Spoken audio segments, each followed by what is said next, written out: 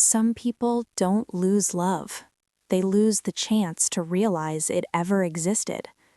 She loved him quietly, not the kind of love that demands attention, not the kind that needs to be chosen. It was the kind of love that stays silent so the other person never feels pressured. She never asked him to notice her, never asked him to choose her. She only asked herself one question, again and again. If I disappear tomorrow, will he feel the silence? He never imagined that question mattered. To him, she was just always there, always answering, always listening, always understanding. And when someone is always there, we start believing they always will be. That's how people disappear without ever leaving. They met on a very normal day. Nothing special happened, no dramatic moment, no feeling that this person would change anything. Same college, same building, same afternoon. They were sitting close by because there was no other space. He started talking first, about small things, classes, life, random thoughts. She replied politely, not trying to impress, not trying to stand out, just being herself. Over time, those small conversations became regular. They began walking together after class. Sometimes they shared food. Sometimes they just sat quietly. He talked a lot about his plans, about his worries, about how confused he felt about life. And then, slowly, he talked about his past, about a girl who once meant everything to him and then left. She listened. She didn't interrupt, didn't try to fix him. She just listened. And he felt comfortable, because being heard feels rare. That's how she became important to him, not suddenly, not romantically, just as someone who was always there. And she didn't realize it yet, but this was the moment her life quietly changed direction. Days turned into routine. Short conversations became long ones. Messages that started casually ended late at night. He leaned on her. When he felt lost, she grounded him. When he felt broken, she stayed. He trusted her, with his fears, with his doubts, with the parts of himself he didn't show the world. And somewhere between his stories and her silence, she fell in love, slowly, quietly, painfully. She noticed things he never did, the way his voice changed when he was tired, the way he smiled when he felt safe. She memorized him while he was busy surviving, and she never said a word. She fell in love without realizing when it started, not with his words, but with his vulnerability. She started caring too much. She noticed when he wasn't okay before he said anything. She adjusted her time for him, her emotions for him, her life for him.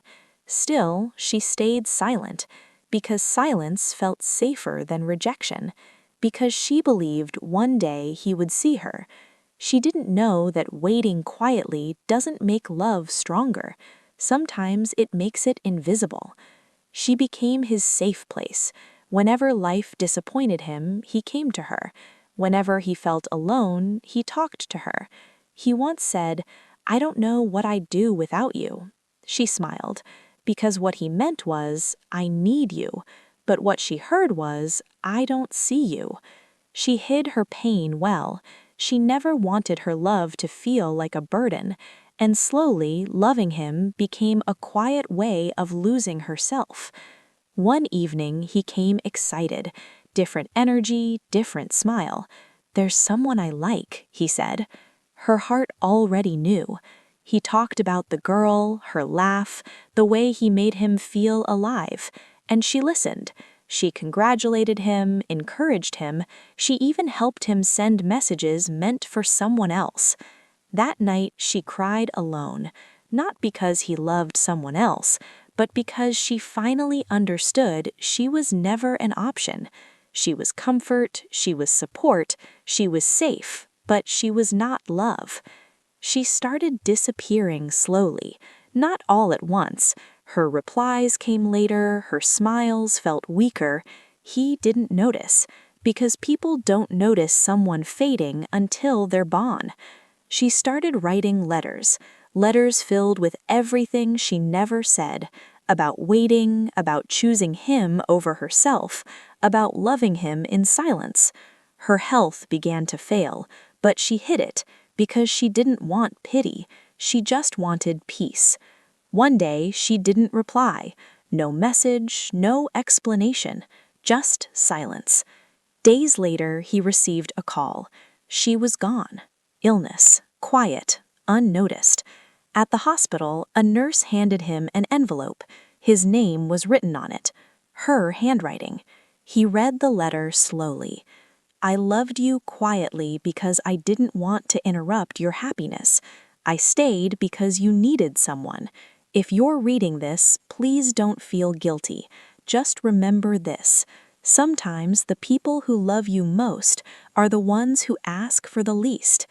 Everything made sense. Her patience, her sacrifices, her silence. For the first time, he saw her, not as a friend, not as someone who listened, but as the love he never noticed. The most dangerous kind of love is the one that asks for nothing, because it teaches us to believe that love will always wait.